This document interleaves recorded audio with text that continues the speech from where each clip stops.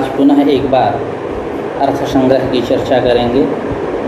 आज चर्चा का विषय है विनियोग विधि बोधित अंग और द्वितीय प्रकार में प्रयोग विधि, इसकी चर्चा करेंगे। तत्सहकारी कारण जो 6 हैं, श्रुति, अर्थ, पाठ, स्थान, मोक्ष, प्रवृत्ति, इन 6 सहकारी कारणों में श्रुति पर्यंत चर्चा करेंगे। तो पहले विनियोग विधि बोधित अंग की चर्चा कर लेते हैं। तो ग्रंथकार कह रहे हैं एतत् सहकृतेन विनियोग विधिना समिदादिभिः उपकृत्य दर्शपूर्णमासाभ्यां यजेत् इत्येवं रूपेण यानि विनियुज्यन्ते अंगानि तानि द्विविधानि सिद्धरूपाणि क्रियारूपाणि चेति।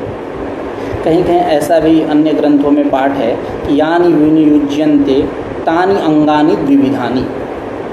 खैर, तो अब यह जो विनियोग विधि के जो 6 सहकारी कारण थे, श्रुति, लिंग, वाक्य, प्रकरण, स्थान, समाख्या, ये सब 6 सहकारी कारण, इनकी भी आवश्यकता है।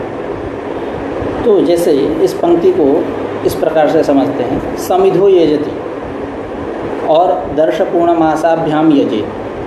समिधो यजति में अंगता का ज्ञापन कराना, दर्शपूर्णमासाभ्याम यजेत् इसमें प्रधानता का ज्ञापन कराना, ज्ञान कराना, यह विनियोग विधि बतलाती है, कराती है।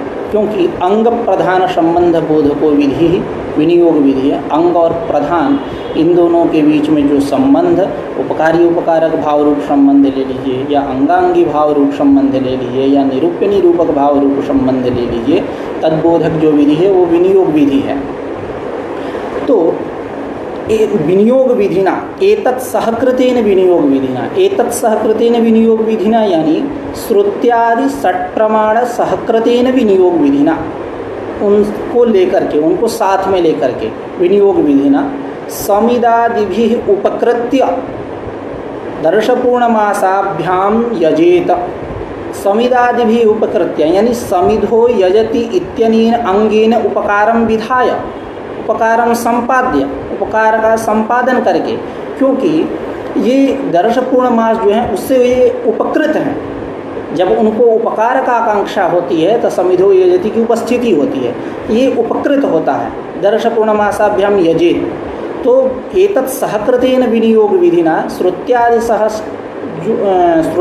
6 जो 6 सहकारी कारण हैं, इनके साथ सहकृत जो विनियोग विधि है, इस विनियोग विधिना समिदादिभिः उपकृत्य दर्शपूर्णमासाभ्याम यजेत् इत्येवं रूपेण यानि अंगानि विनियुज्यन्ते, जितने अंगों का विनियोग होता है, तानि द्विविधानि। तो विनियोग विधि क्या करती, इन दोनों के बीच में क्या संबंध है यह ज्ञान करा दी विनियोग विधि। और श्रुत्यादि 6 जो सहकारी कारण हैं उनका भी यहाँ आवश्यकता है, उनकी भी आवश्यकता है, उनकी भी सहकारिता अपेक्षित है विनियोग विधि में। उसी को ग्रंथकार कह रहे हैं कि एतत् सहकृतेन श्रुत्यादि 6 प्रमाण सहकृतेन विनियोग विधिना। अन्वय पहले कर लेते हैं एक बार कि एतत् सहकृतेन विनियोग विधिना यानि अंगानि विनियोज्यन्ते, यानि अंगानि विनियुज्यन्ते समिधादिभिः उपकृत्य दर्शपूर्णमासाभ्याम यजेत इत्येवं रूपेण तानि द्विविधानि।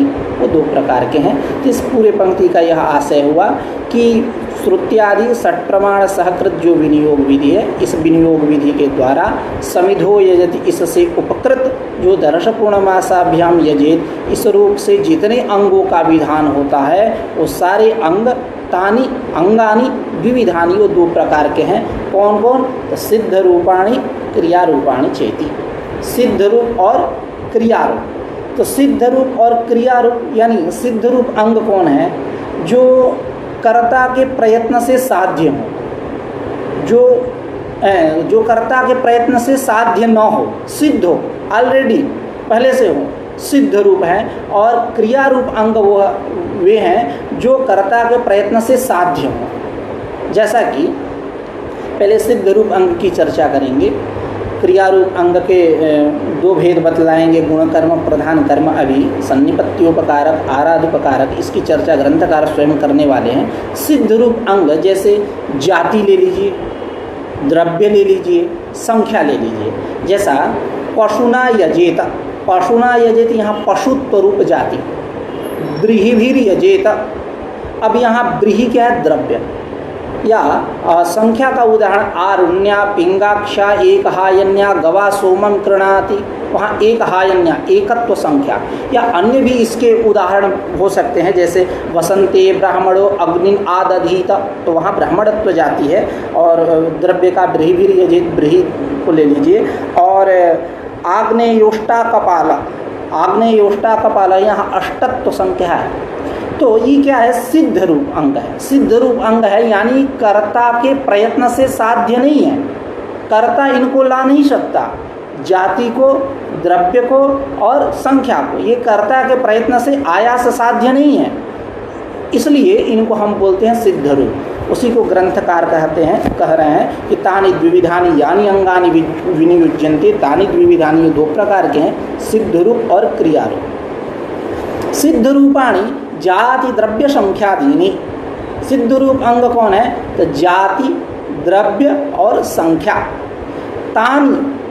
तानि च दृष्टार्थान्येव, तानि यानी सिद्ध रूपाणि अंगानि यानी जाति द्रव्य संख्यादीनि दृष्टार्थान्येव, दृष्टः अर्थः प्रयोजनम येषां तानि दृष्टार्थानि। तो ये जो जाति द्रव्य संख्या करके जो सिद्ध रूप अंग हैं, ये प्रत्यक्ष प्रयोजन वाले हैं। प्रत्यक्ष प्रयोजन वाले हैं क्या?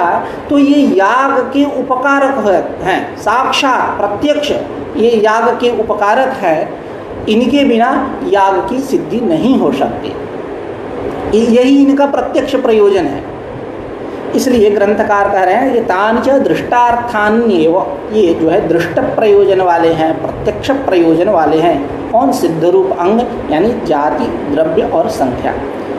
क्रियारूपाणि च द्विविधानि, क्रियारूप जो अंग हैं अर्थात जो कर्ता के प्रयत्न से साध्य हैं, ऐसे जो क्रिया रूप जो अंग है वो दो प्रकार के हैं, गुण कर्म और प्रधान कर्म। उसी को ग्रंथकार कह रहे हैं क्रिया रूपाणि च द्विविधानि गुणकर्माणि प्रधान कर्माणि चेति।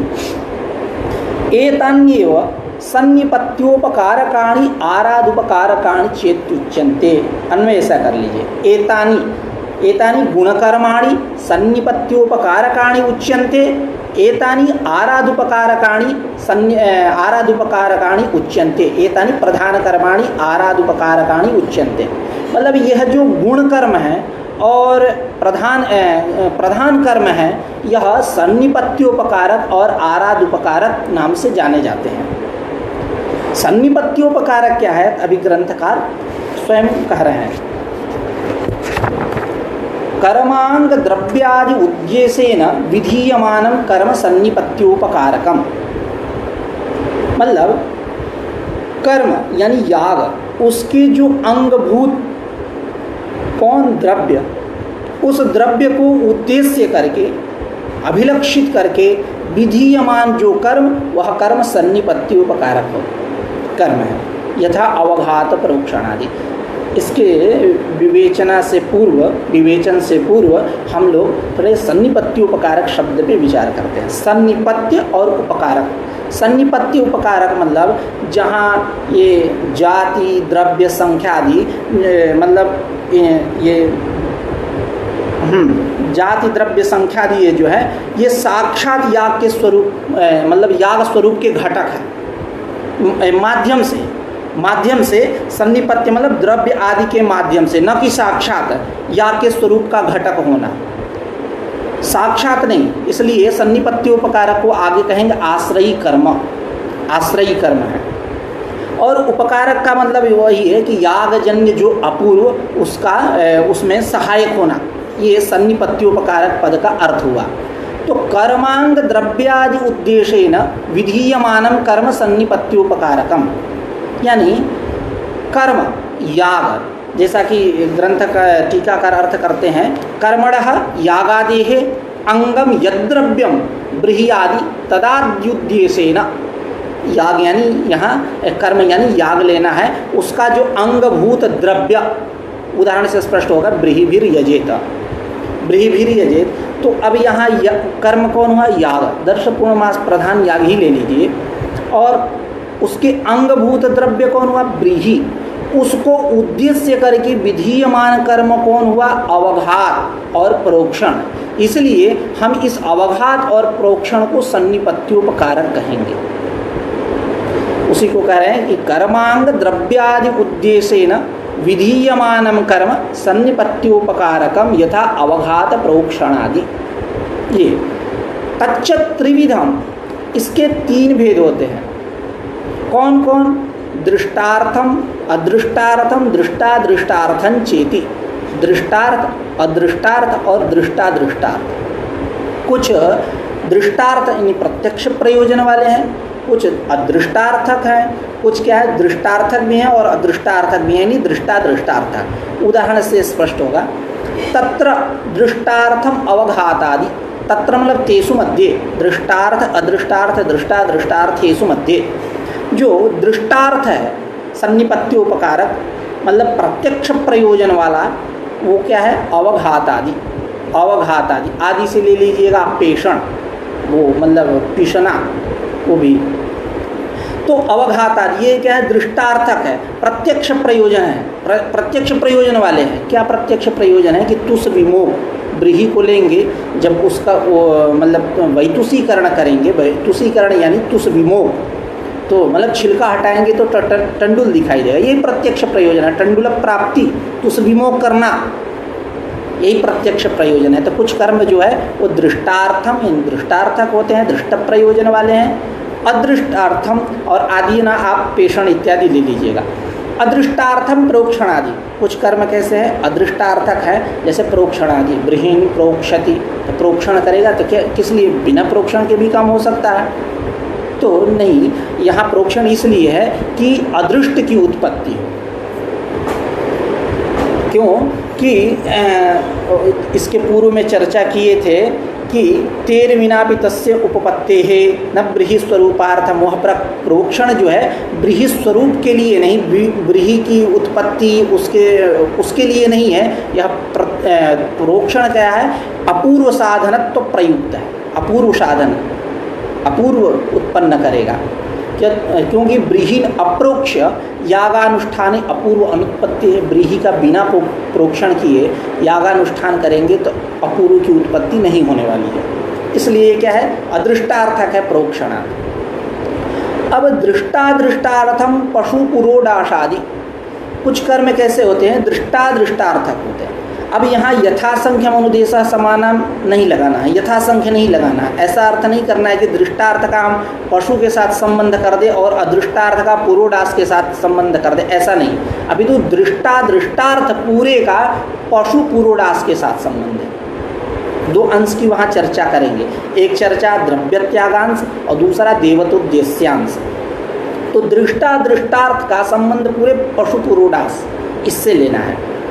यथासंख्य नहीं करना है, अलग अलग करके दृष्ट का हम पशु के साथ संबंध कर दे और अदृष्ट का हम पुरोडास के साथ संबंध कर दे, तो ऐसा नहीं। तो वही कह रहे हैं दृष्टादृष्टार्थम पशु पुरोडाशादि। यहाँ आदि से ले लीजिए सोमयाग।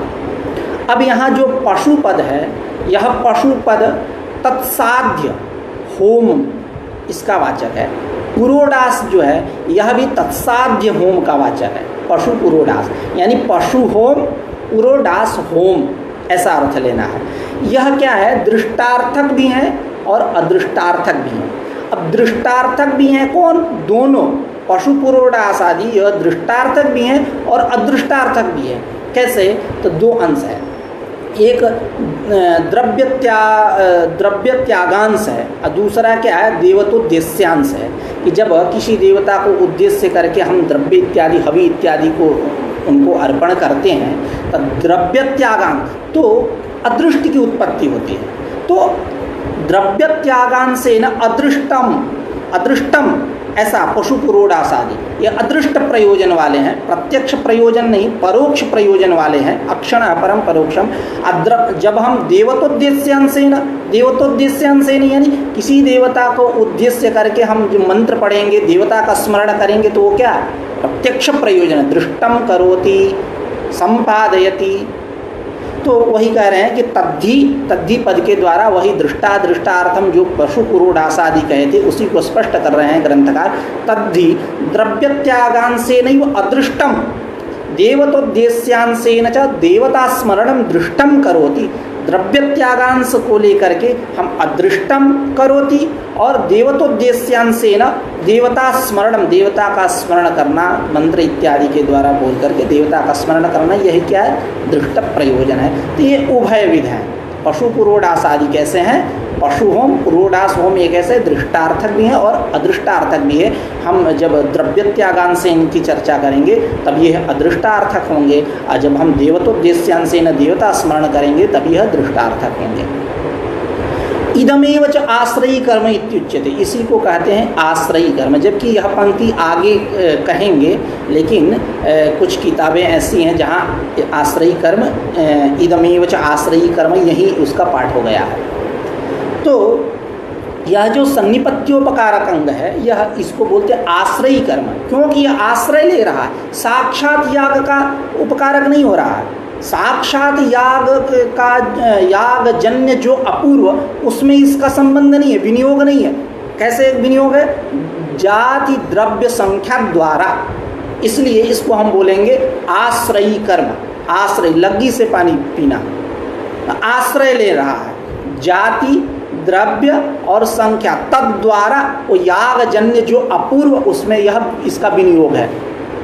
तो इसलिए इसको बोलेंगे इदमेव, इदमेव यानी सन्निपत्योपकारकम, सन्निपत्योपकारक यह जो है आश्रयी कर्म इत्युच्यते, इसको हम आश्रयी कर्म कहते हैं।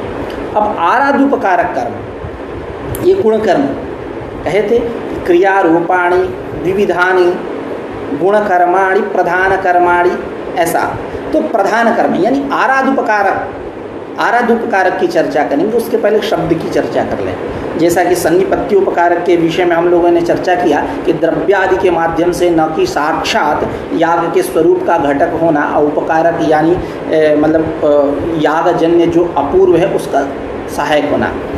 यहाँ आराधुपकारक में क्या, आराध का मतलब है साक्षात, साक्षात उपकारक, यागजन्य जो अपूर्व, उसमें साक्षात कोई यहाँ जाति द्रव्य संख्या इत्यादि को लेकर के नहीं, लग्गी से यहाँ पानी नहीं पीना है, साक्षात उपकारक, तो इसको बोलते हैं आराधुपकारक। अब उसका स्वरूप क्या है, तो ग्रंथकार कह रहे हैं कि द्रव्यादि अनुद्देश्य केवलम विधीयमानम कर्म आराधुपकारकम। सन्निपत्योपकारक में क्या कहे थे कि कर्मांग द्रव्यादि उद्देश्येन विधीयमानम कर्म सन्निपत्योपकारकम, ऐसा वहाँ कहे थे।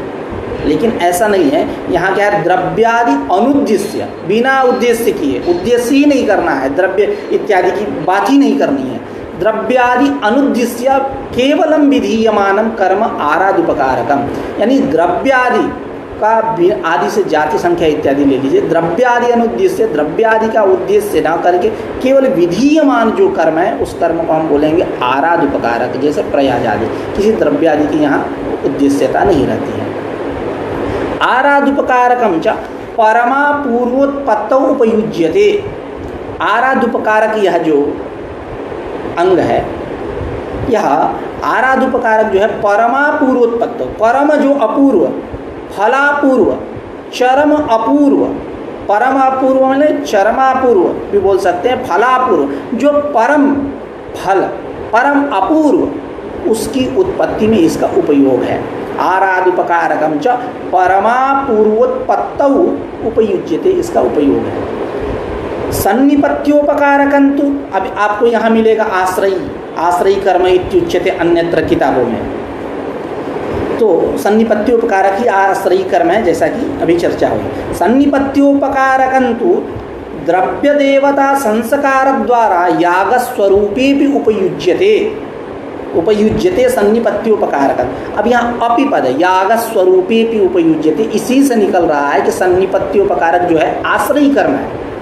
क्योंकि द्रव्य देवता संस्कार द्वारा, द्रव्य देवता प्रोक्षण संस्कार है, तो द्रव्य देवता संस्कार द्वारा यह याग स्वरूप में उसका जो अपूर्त जन्य जो अपूर्व में इसका उपयोग है, विनियोग है, तो इस प्रकार यह इसकी आश्रयी कर्मता सिद्ध होती है सन्निपत्योपकारक की। तो वही कह रहे हैं कि सन्निपत्योपकारकंतु द्रव्य देवता संस्कार द्वारा याग स्वरूपे उपयुज्यते, इसका याग स्वरूप में उपयोग है, इसलिए इदमेव च आश्रयी कर्म इत्युच्यते। इस सन्निपत्योपकारक अंग को हम आश्रयी कर्म कहते हैं। तदेवं निरूपितः संक्षेपतो विनियोग विधि, इस प्रकार ग्रंथकारेण संक्षेपतः विनियोग विधि निरूपित, ग्रंथकार के द्वारा संक्षिप्त रूप से विनियोग विधि का निरूपण किया गया।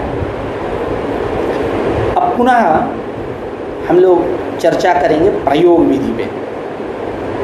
प्रयोग विधि, तो इस चर्चा को आरंभ करने से पूर्व कुछ बातें हैं उसको सुनते हैं, उस पर विचार करते हैं। जैसा कि हम लोगों ने द्वितीय प्रकार में विधिश्च चतुर्विधा, उत्पत्ति विधि, विनियोग विधि, अधिकार विधि, प्रयोग विधि, ऐसा पढ़ के आए हम लोग, पाठ ऐसा मिला हम लोगों को। तो यानी यह प्रयोग विधि जो है वो चौथे नंबर पे है, निरूपण की दृष्टि से ये तीसरे नंबर पे आ गई।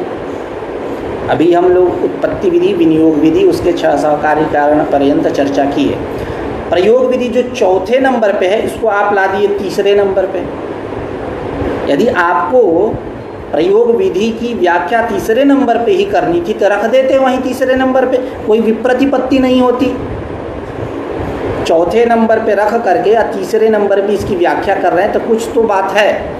वो क्या बात है तो समझते हैं। पहली बात, 2-3 समाधान कल्पना भी करेंगे समाधान की, उत्तर की। तो पहली बात कि यह जो विनियोग विधि है, अंग प्रधान संबंध बोधको विधि विनियोग विधि, जिसकी चर्चा हम लोग अभी किए, जिसको पढ़ के आए, यह विनियोग विधि क्या करेगा? अंग प्रधान तत्संबंध का ज्ञान करा देगी। अब तत्काल प्रयोग में सुकरता आ जाए, इसलिए विनियोग विधि का निरूपण यहाँ किया जा रहा है। एक समाधान, तत्काल अंग प्रधान उसके संबंध इत्यादि के विषय में हम लोग विनियोग विधि से जाने, तब तत्काल उनके प्रयोग में अनुष्ठान में सुकरता आ जाए, सौकर्य हो जाए, इसलिए यहाँ प्रयोग विधि का निरूपण किया है। एक उत्तर। दूसरा समाधान कि यह जो प्रयोग विधि यहाँ रखा उसमें एक उद्देश्य स्थलीय विधि क्रम होता है, एक लक्षण परीक्षा स्थलीय विधि क्रम होता है। उद्देश्य स्थलीय विधि क्रम, लक्षण परीक्षा स्थलीय विधि क्रम। उद्देश्य स्थलीय, उद्देश्य के विषय में तो जानते ही हैं, नाम मात्रेण वस्तु संकीर्तनम, जैसा कि हम लोगों ने चर्चा किया था शुरू में। जैसे द्रव्य गुण इत्यादि कितने पदार्थ है? तो 7 पदार्थ है। कौन को? द्रव्य गुण कर्म सामान्य विशेष समवाय भाव सप्त पदार्थ। यही क्या उद्देश्य? केवल उनके स्वरूप की चर्चा करना, गिना देना, नाम मात्र से काम चला लेना। नाम मात्रेण वस्तु संकीर्तनम उद्देश्य। तो ये उद्देश्य स्थलीय विधि क्रम में क्या पाठ है? उत्पत्ति विधि, विनियोग विधि, अधिकार विधि और प्रयोग विधि, यानी तीसरे नंबर पे अधिकार, चौथे नंबर पे प्रयोग। ये उद्देश्य स्थलीय विधि क्रम हुआ। एक लक्षण परीक्षा स्थलीय विधि क्रम होता है। लक्षण परीक्षा स्थलीय विधि क्रम क्या है? उत्पत्ति विधि, विनियोग विधि, प्रयोग विधि और अधिकार विधि। लक्षण परीक्षा स्थलीय विधि क्रम यानी लक्षण यानी लक्षितस्य लक्षणम संभवति नवेति विचारः परीक्षा। लक्ष्य में लक्षण जा रहा है कि नहीं, लक्षितस्य लक्षणम संभवति नवेति विचारः परीक्षा, यही क्या है? विचार ही परीक्षा है। तो उद्देश्य स्थलीय विधि क्रम और लक्षण परीक्षा स्थलीय विधि क्रम, यहाँ लक्षण परीक्षा स्थलीय विधि क्रम को लेकर के इन्होंने तीसरे नंबर पे इसको रखा। दूसरा समाधान। तीसरा समाधान कि प्रयोग विधि के द्वारा याग का ज्ञान होगा, प्रयोग का ज्ञान होगा, अनुष्ठान का ज्ञान होगा, आनंतर्य का क्या बोलते हैं, शीघ्र का, अभी प्रयोग प्राशुभाव बोधको विधि, प्रयोग विधि, शीघ्र, द्राग यानी अविलंब, इस सब का ज्ञान होगा। उसके बाद न चर्चा होगी कि कौन किसका अधिकारी है, क्योंकि अधिकार विधि कर्मजन्य फल स्वाम्य बोधको विधि अधिकार विधि। कर्मजन्य फल स्वाम्यम नाम कर्मजन्य फल भोक्तृत्वम, कर्मजन्य फल भोक्तृ, कर्मजन्य जो फल उस फल का यह भोक्ता है। तो पहले कर्म की तो चर्चा कर लो, इसलिए यहाँ प्रयोग विधि रखे तीसरे नंबर पे कि ये ऐसे करिए, अविलंब होगा, ऐसे अनुष्ठान करिए, प्राशुभाव होगा, द्राग होगा इत्यादि। तो पहले इसकी चर्चा करेंगे तब ना हम तत्स्वाम्य की चर्चा करेंगे। तो यानी उसके पूर्व में इसका निरूपण ठीक है। ये 3 समाधान। खैर आप देवादि आचार्य जो हैं यह क्रम नहीं मानते हैं, उनके यहाँ उत्पत्ति विधि, विनियोग विधि, अधिकार विधि, प्रयोग विधि यही क्रम है। तो ये उनका मत है। हम लोग लौगाक्षी भास्कर को पढ़ रहे हैं, उन पे चर्चा कर रहे हैं, उनके मतों पे। तो उन्होंने जैसा कहा वैसा हम लोगों ने विचार किया। सिद्धस्य गति चिंतनी यहाँ तीसरे नंबर पे क्यों रखा गया, तो तमाम मतलब उक्ति या युक्तियाँ हम लोगों ने स्थापित किया। अब आते हैं अतः प्रयोग विधि। प्रयोग विधि क्या है? प्रयोग विधि प्रयोग प्राशुभाव बोधको विधि प्रयोग विधि। प्रयोग प्राशुभाव, प्राशुभाव यानी प्रकर्षेण आशु, प्राशु।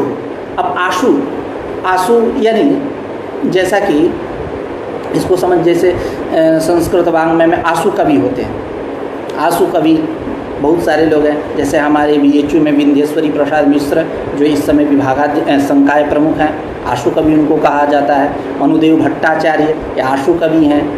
ऐसे अभिराज राजेंद्र मिश्र, इनको भी आशु कवि कहा जाता है। रमाकांत शुक्ल, पद्मश्री रमाकांत शुक्ल, वो भी आशु कवि हैं। तो ऐसे अनेक आचार्य हैं आशु कवि। तो वहाँ जो आशु पद का अर्थ है तत्काल वही लेना है यहाँ, इसके अतिरिक्त कुछ नहीं लेना है। जैसा कि भगवान शिवशंकर को, महादेव को आशुतोष बोलते हैं, तुरंत प्रसन्न होने वाले हैं। तो वहाँ जो आशु पद का अर्थ है वही आशु यहाँ है, कुछ अलग इससे मतलब वो नहीं लेना है। तो प्रयोग प्राशुभाव बोधको विधि प्रयोग विधि, यानी प्राशुभाव प्रकर्षेण आशु, प्राशु प्रयोग तस्य भाव प्राशुभाव। यहाँ त्व प्रत्यय नहीं करना, भाव आनुपूर्वी के साथ समास करना है। ये नहीं कि वो अर्थ को करके प्राशुत्व प्राशुता ऐसा नहीं करना है। प्रकर्षेण प्राशु, प्रकर्षेण आशु प्राशु तस्य भाव प्राशुभाव प्रयोगस्य यः प्राशुभाव इति प्रयोग प्राशुभाव तस्य बोधकः प्रयोग प्राशुभाव बोधकः विधि प्रयोग विधि। यानी प्रयोग यानी याग, उसका जो प्राशुभाव, प्राशुभाव यानी अविलंब, शीघ्र, द्राग, तद्बोधक जो विधि है उसको हम बोलेंगे प्रयोग विधि। सच अंग वाक्यैक वाक्यतापन्न प्रधान विधिरेव, यह प्रधान विधि है। सच विधि प्रयोग विधि प्रधान विधिरेव अंग वाक्यैक वाक्यतापन्न, एक वाक्यता। जैसा कि स्वर्ग कामो यजेत, स्वर्ग कामो यजेत यानी स्वर्ग की कामना है तो याग करो। तो स्वर्ग काम पद अपने अर्थ को बतला करके उपरत हो गया। यजेत जो है कि स्वर्ग की कामना करने वाला, और यजेत पद जो है याग करें इस अर्थ को बतला करके उपरत हो गया। लेकिन जब आकांक्षा होगी यह परस्पर अन्वित होंगे और एक वाक्य बनेंगे, एक वाक्यता होगी, एक वाक्य बनेंगे। और दूसरी बात, जैसे दूसरा उदाहरण ले लीजिए, दर्श पूर्णमासाभ्याम यजेत समिधो यजति। यह दर्श पूर्णमासाभ्याम यजेत अपने अर्थ को बतला कर चला गया, समिधो यजति अपने अर्थ को बतला कर चला गया। लेकिन यहाँ जब उपकारी आकांक्षा होगी, उपकारक आकांक्षा होगी तो यह दोनों परस्पर मिलेंगे, परस्पर मिलेंगे तो इनकी एक वाक्यता होगी। इसी प्रकार कोई भी पद है, पद समूह वाक्य होता है, तो आकांक्षा होने पर ही पदों के समूह को हम क्या बोलते हैं? वाक्य बोलेंगे। और उसी प्रकार कुछ महावाक्य होते हैं, कुछ वाक्य और कुछ अन्यत्र दूसरे वाक्य, इन वाक्यों का आकांक्षा होने के कारण परस्पर अन्वय होना, यह क्या है? महावाक्य। जैसा कि कुमारिल भट्ट ने जैसा महावाक्यार्थ विचार होता है, तो महावाक्यार्थ विचार होता है तो तमाम वाक्यों पे विचार होता है, उनकी एक वाक्यता करके विचार करनी होती है। तो अब यह जैसा कि कुमारिल भट्ट ने कहा, अर्थबोधे समाप्तानाम अंगांगित्वाद्यपेक्षया वाक्यानाम एक वाक्यत्वं पुनः संहत्य जायते, पुनः संहत्य जायते। अर्थबोधे समाप्तानाम वाक्यानाम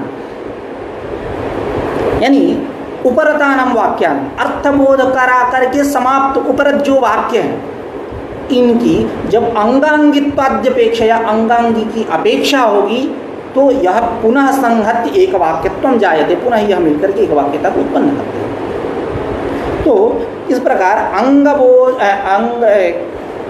अर्थबोधे समाप्तानाम अंगांगित्वाद्यपेक्षया वाक्यानाम एक वाक्यत्वम पुनः संहत्य जायते। उसी प्रकार यहाँ समिधो यति ईडो यति इत्यादि का दर्शपूर्णमासाभ्याम यजेत, इसके साथ एक वाक्यता करना, वही ग्रंथकार कह रहे हैं। तो एक वाक्यतापन्न प्रधान विधिरेव सच विधि प्रयोग विधि, या प्रयोग विधि प्रधान विधि ही है। सच प्रयोग विधि अंग वाक्यिक वाक्यतापन्न, अंग वाक्य के साथ एक वाक्यतापन्न, अंग वाक्य समिधो यति जो यति इत्यादि जो भी लेना है। तो सच विधि प्रयोग विधि अंग वाक्यिक वाक्यतापन्न, अंग वाक्य के साथ एक वाक्यतापन्न प्रधान विधिरेव प्रधान विधि ही है। सही सांगम प्रधानम अनुष्ठापयन विलंबे प्रमाणाभावात् अविलंब अपर पर्यायम प्रयोग प्राशुभावम विधत्ते। सही प्रयोग विधि, यह जो प्रयोग विधि है, सांगम प्रधानम अनुष्ठापयन, अंग के सहित प्रधान का अनुष्ठान कराते हुए विलंबे प्रमाणाभावात्, विलंब में कोई प्रमाण नहीं है, विलंबे प्रमाणाभावात् अविलंब अपर पर्यायम, वही द्राग अविलंब सैग्र अविलंब अपर पर्यायम क्या है? तो प्रयोग प्राशुभावम विधत्ते, सही विधत्ते विधि प्रयोग विधि, यह प्रयोग विधि विधान करती है कि प्रधान का अनुष्ठान कराते हुए विलंब में कोई प्रमाण नहीं है, अविलंब अपर पर्याय प्रयोग प्राशुभाव का विधान करती है। न च तदविलंबे प्रमाणाभाव इति वाच्यम न वाच्यम, कह रहे हैं कि तदविलंबे अविलंबे प्रमाणाभाव इति वाच्यम न वाच्यम, अविलंब में कोई प्रमाण नहीं है ऐसा कहना चाहिए तो आप नहीं कह सकते, क्योंकि प्रमाण है। क्या प्रमाण है तभी बतला रहे हैं। तदविलंबे अविलंबे प्रमाणाभाव प्रमाणम नास्ति इति वक्तुम न शक्यते न वाच्यम, ऐसा नहीं कर सकते कि विलंब में अविलंब में कोई प्रमाण ही नहीं है, ऐसा नहीं कर सकते। क्यों कि विलंबे ही अंग प्रधान विधि एक वाक्यतावगत तत्साहित्यानुपपत्ति, यही साहित्यानुपपत्ति होने लगेगी, यही प्रमाण बनेगा साहित्यानुपपत्ति कि अंग प्रधान विधि, अंग विधि प्रधान विधि, अंग प्रधान विधि एक वाक्यता अवगत, जब इनकी एक वाक्यता होगी तो उस एक वाक्यता से अवगत जो तत्साहित्य है, सहभाव है, वो साहित्य क्या होगा? अनुपपत्ति। विलंब कर देंगे तो साहित्य कहाँ बनेगा? अनुपपत्ति है, अनुपपत्ति होने लगेगी। इसलिए आप जो कह रहे थे कि विलंबे तद अविलंबे प्रमाणाभाव न वाच्यम, ऐसा नहीं कह सकते, क्योंकि साहित्यानुपपत्ति होने लगेगी। अंग प्रधान विधि एक वाक्यता अवगत जो तत्साहित्य है, सहभाव है, उसकी अनुपपत्ति होने लगेगी। इसलिए आप नहीं कह सकते कि तद अविलंबे प्रमाणाभाव, ऐसा नहीं कह सकते। आगे कह रहे हैं कि विलंबेन क्रियमाणयोः पदार्थयोः इदमनेन सहकृतमिति साहित्य व्यवहारा भावात्, कह रहे हैं कि विलंबेन क्रियमाणयोः पदार्थयोः, विलंब से पदार्थों का हम अनुष्ठान करेंगे, तीदम अनेन सहकृतम, यह कर्म इसके साथ सहकृत है। इस प्रकार का जो साहित्य व्यवहार है, यह साहित्य व्यवहार कहाँ हो पाएगा? साहित्य व्यवहार ही नहीं हो पाएगा। इसलिए कह रहे हैं कि तदविलंबे प्रमाणाभाव न वाच्यम, नहीं कह सकते। विलंबेन क्रियमाणयोः पदार्थयोः इदमनेन सहकृतमिति साहित्य व्यवहारा भावात्, ये हेतु बनेगा तो न वाच्यम, ऐसा नहीं कर सकते कि विलंबे अविलंबे प्रमाणाभाव, प्रमाण नहीं है, ऐसा नहीं कर सकते। तमाम प्रमाण ही प्रमाण है। फिर सच अविलंबो नियते क्रमे आश्रियमाणे भवति, यह अविलंब कैसे होगा? ये अविलंब कैसे आएगा? द्राग जो अविलंब शीघ्र है, यह शीघ्र कैसे आएगा? शीघ्रता कैसे आएगी? तो कह रहे हैं कि सच अविलंब नियते क्रमे आश्रियमाणे भवति, नियत क्रम का आश्रयण करने पर ही होता है। आप सब्जी बनाते समय, जैसा कि मैंने शायद पहले दिन ही उदाहरण के रूप में चर्चा किया था कि जैसे सब्जी बनानी है, आपको सब्जी बनानी है तो पहले उसको सब्जी को काट करके सुधार करके सारी व्यवस्था करके रख लेंगे, उसके बाद धो धा के रख लेंगे, उसके बाद जो कढ़ाई है उस पर चढ़ाएंगे, बनाएंगे। तो एक यह नियत क्रम है, अविलंब होगा, शीघ्रता आएगी, क्रिया का निष्पादन भी ढंग से होगा। यदि इधर उधर करेंगे तो वही हो जाएगा भड़ाना। भड़ाना मतलब होता है, जैसा कि एक उदाहरण दे दूँ, जैसे गेहूं का खेत है तो एक नियत क्रम से उसको काटते जाते हैं, किसी कोने को पकड़ लेते हैं और काटते जाते हैं। मतलब यदि इस नियत क्रम को न किया जाए तो कूद के यहाँ थोड़ा सा काटा, एक बिस्सा वहाँ, एक बिस्सा यहाँ, एक, इसको बोलते हैं भड़ाना। खेत भड़ा गया, मतलब एक कोई नियत क्रम ही नहीं है। जैसे किसी का सर भड़ा जाता है, टुनकी फूट जाता है, सर के बाल निकलने लगते हैं, यहाँ निकल गए, यहाँ निकल गए, यहाँ निकल गए, यहाँ निकल गए, ऐसे इसको बोलते हैं बढ़ाना। कि एक नियत क्रम का आश्रय करना होगा, नियत क्रम, तभी जा कर के अविलंब होगा, नहीं तो न अविलंब होगा। नियत क्रम का आश्रय नहीं करेंगे तो न अविलंब होगा, न क्रिया की सम्यक निष्पत्ति हो पाएगी। ठीक है, तो वही कह रहे हैं कि सच अविलंब, यह जो अविलंब है नियते क्रमे आश्रियमाणे भवति, नियत क्रम का आश्रय करने पर ही होता है यह अविलंब। अन्यथा ही यानी नियत क्रम अनाश्रयण है, नियत क्रम का आश्रय नहीं करेंगे तो क्या हुआ, किमेतद अनंतरम एतत् कर्तव्यम एतद अनंतरम वेति, प्रयोग विक्षेपापत्ति है, प्रयोग विक्षेपापत्ति हो जाएगी। किमेतद अनंतरम एतत् कर्तव्यम, क्या इसके अनंतर इसका अनुष्ठान करना चाहिए, या एतद अनंतरम इसका अनुष्ठान करना चाहिए, इस प्रकार प्रयोग की विक्षेपापत्ति हो जाएगी। जैसा कि भामती में चर्चा की है कि प्रत्येक इंद्रियों में आप चेतनत्व मानेंगे तो शरीरम उन्मथ्येत, हाथ कहेगी कि पूर्व दिशा में चलो, पैर कहेगा कि उत्तर दिशा में चलो, मस्तिष्क कहेगा कि पश्चिम दिशा में चलो, तो कहाँ कहाँ चलेगा, पूरे शरीर में तमाम चेतन हो गए तो शरीरम उन्मथ्येत अक्रियम प्रसज्येत, शरीर एकदम उन्मत्थित हो जाएगा। और मतलब ये प्रत्येक में चेतनत्व व्यवहार करेंगे, या तो अक्रियम प्रसज्येत, अक्रियता आ जाएगी, ऐसा वाचस्पति मिश्र कहते हैं भामती में। तो उसी प्रकार यहाँ प्रयोग विक्षेपापत्ति हो जाएगी।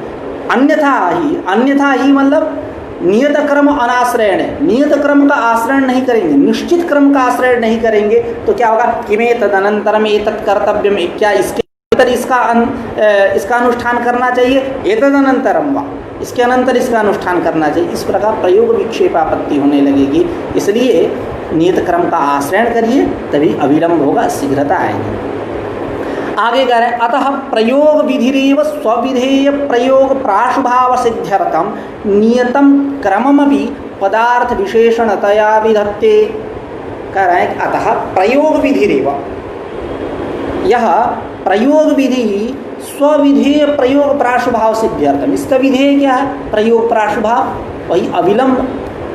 तो यह जो प्रयोग विधि है स्वविधेय प्रयोग प्राशुभाव की सिद्धि के लिए नियतम क्रममपि, नियत क्रम का भी पदार्थ विशेषणतया यानी पदार्थ विशेषणतया यानी क्रिया विशेषणतया विधत्ते, प्रयोग विधि विधत्ते, प्रयोग विधि विधान करते हैं। क्रममपि, क्रम का भी, एक तो क्रिया का विधान कर ही रही है, तद्विशिष्ट क्रम का भी विधान कर रही है। यह प्रयोग विधि जो है स्वविधेय, उसका विधेय क्या हुआ, प्रयोग प्राशुभाव, उस प्रयोग प्राशुभाव की सिद्धि के लिए एक नियत क्रम का भी पदार्थ विशेषणतया विधान कर रही है। तो अब पदार्थ विशेषणतया विधान कर रही है तो अब ये बात, इस बात पे थोड़ी सी चर्चा कर लेते। यदि हम क्रिया का विधान प्रयोग प्राशुभाव, इसका विधान हम स्वतंत्र रूप से माने और क्रम का स्वतंत्र रूप से हम विधान मानने लगेंगे तो क्या होगा, वाक्य भेद हो जाएगा।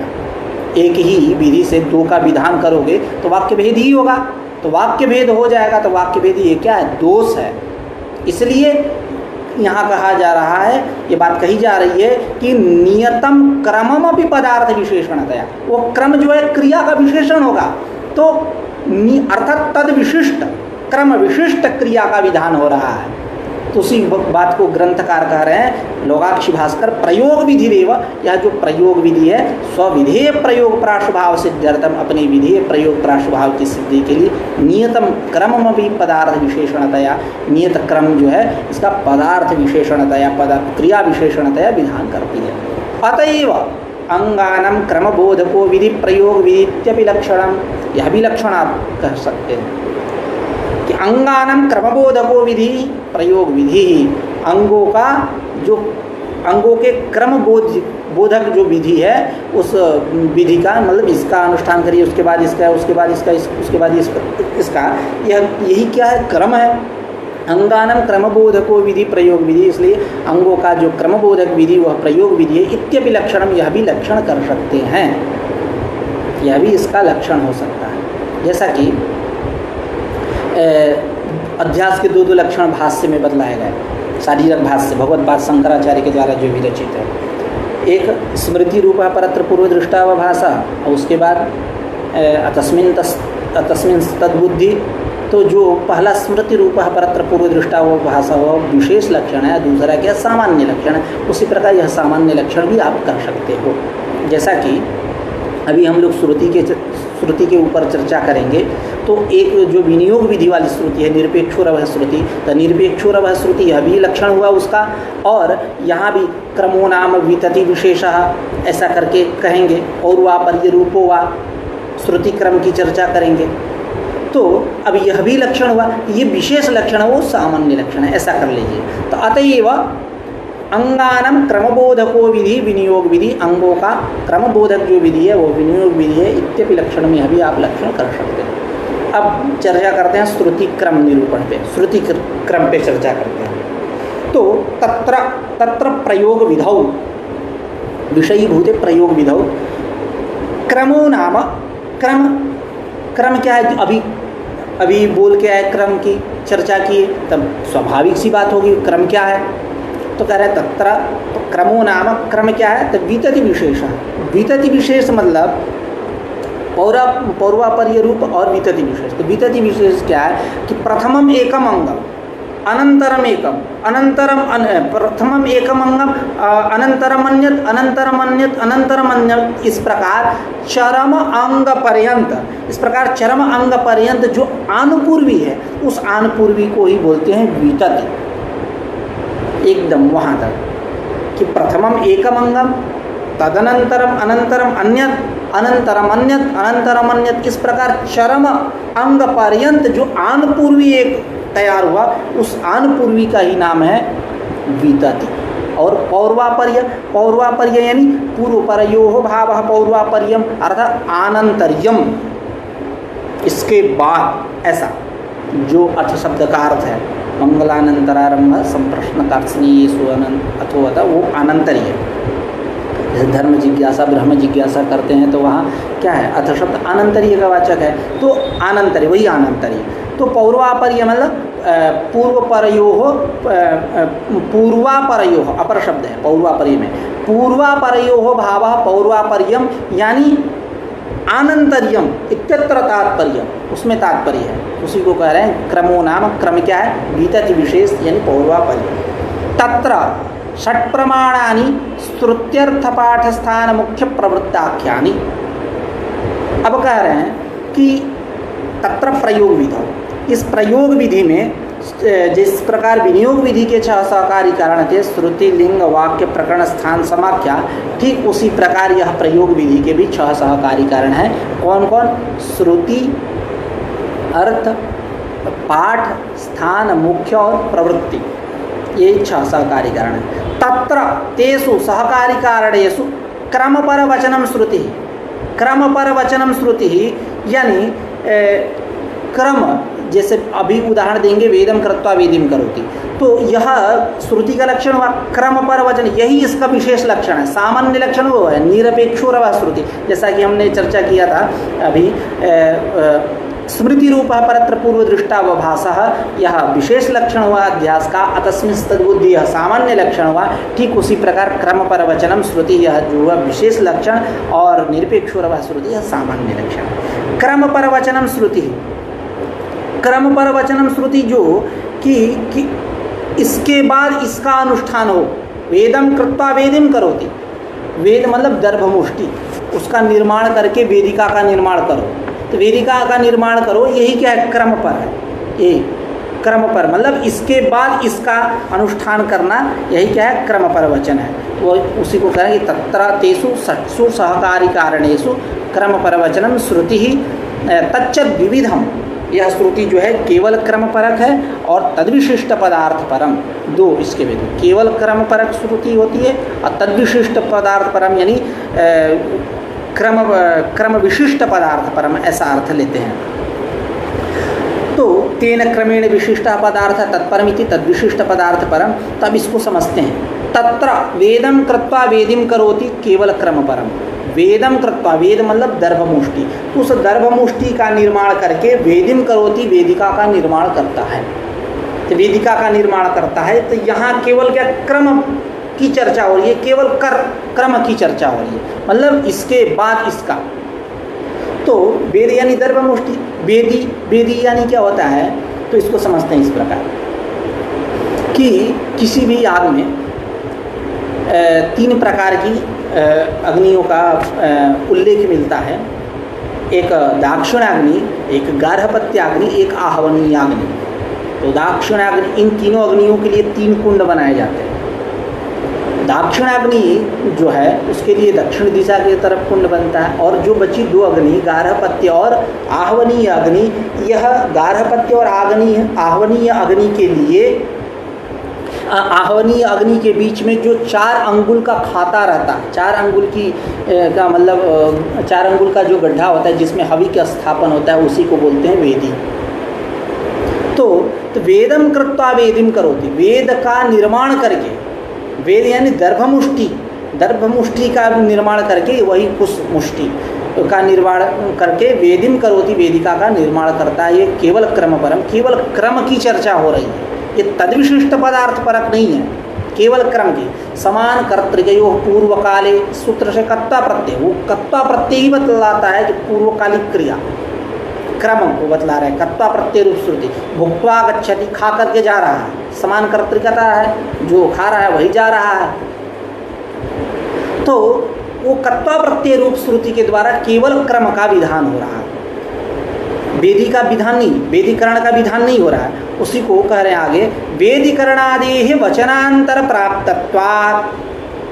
वेदीकरण का विधान नहीं है, क्योंकि वेदीकरण आदि जो है, वेदीकरण जो है वो वचनांतर के द्वारा प्राप्त है, अन्य वचन के द्वारा प्राप्त है, अन्य विधि वाक्य के द्वारा प्राप्त है। केवल यहाँ क्रम का विधान हो रहा है कि इसके बाद इसका निर्माण करो, यानी दर्भमुष्टि जो है, वेद जो है यानी दर्भमुष्टि जो है कुशमुष्टि, इसके निर्माण के बाद वेदिका पे जाओ।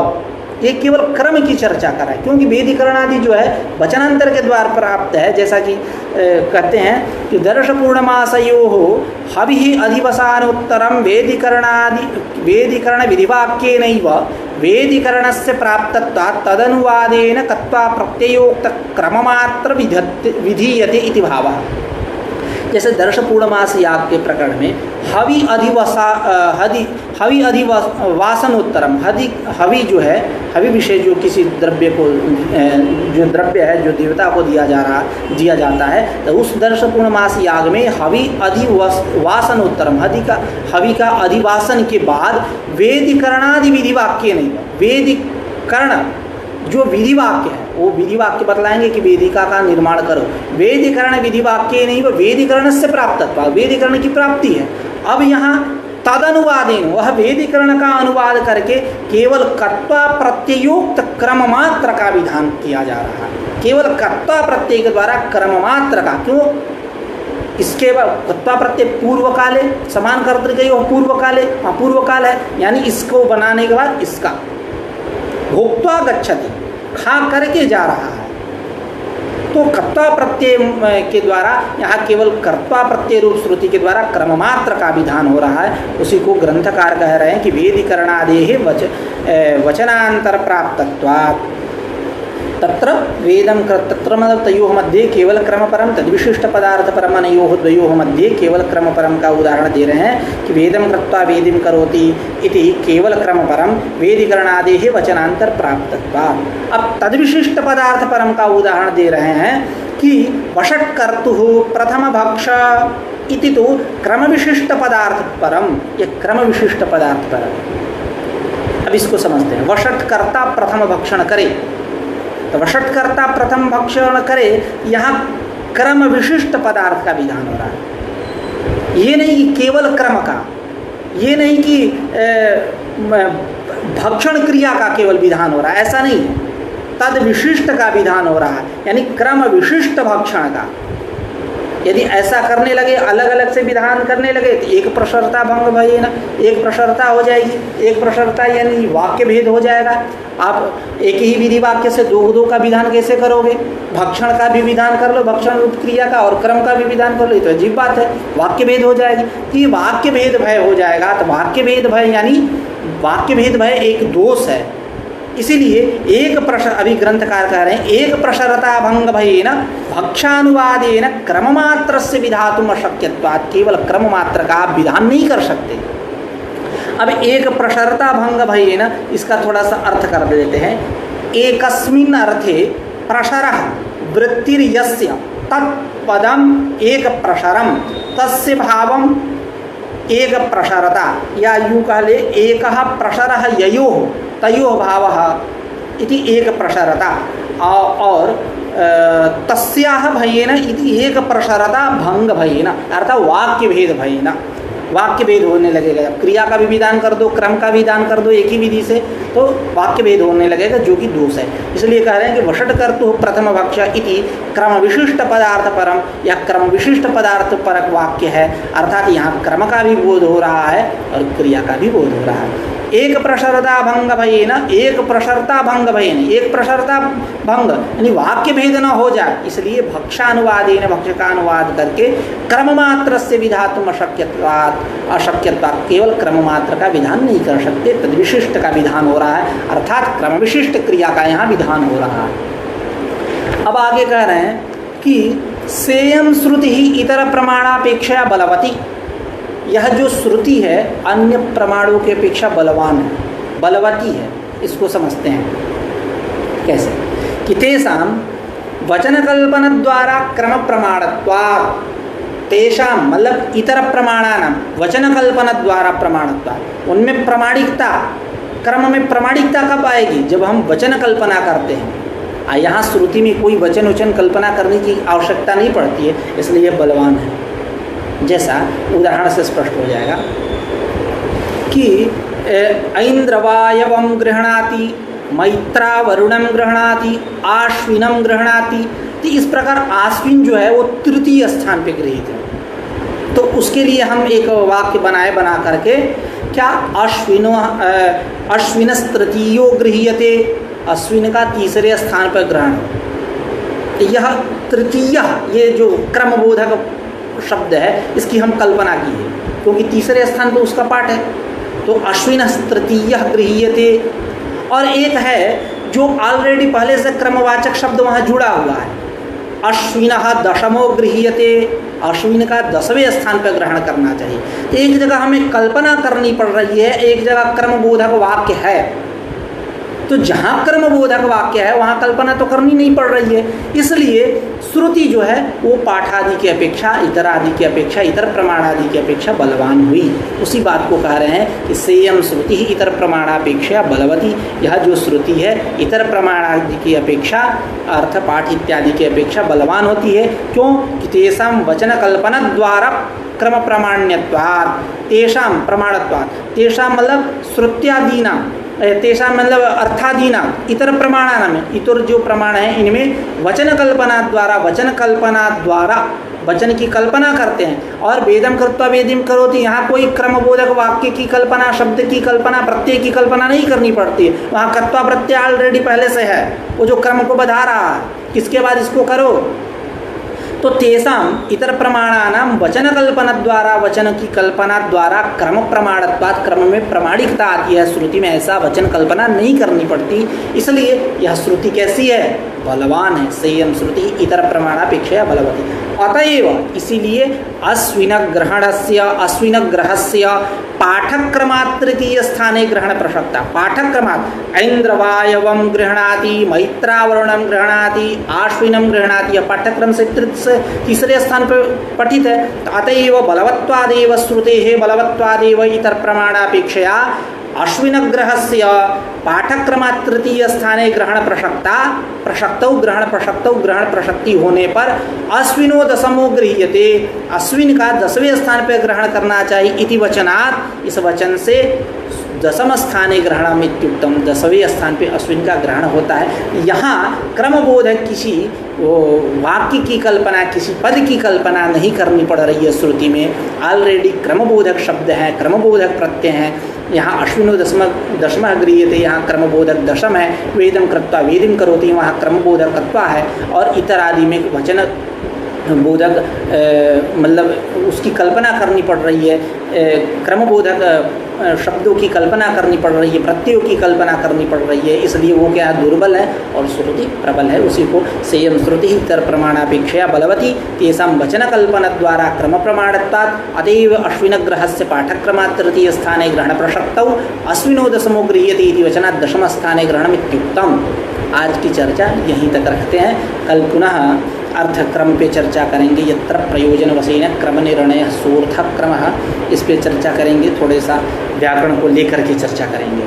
ठीक, आज का पाठ यहीं रखते हैं, फिर कल मिलते हैं नई ऊर्जा के साथ। नमो नमः।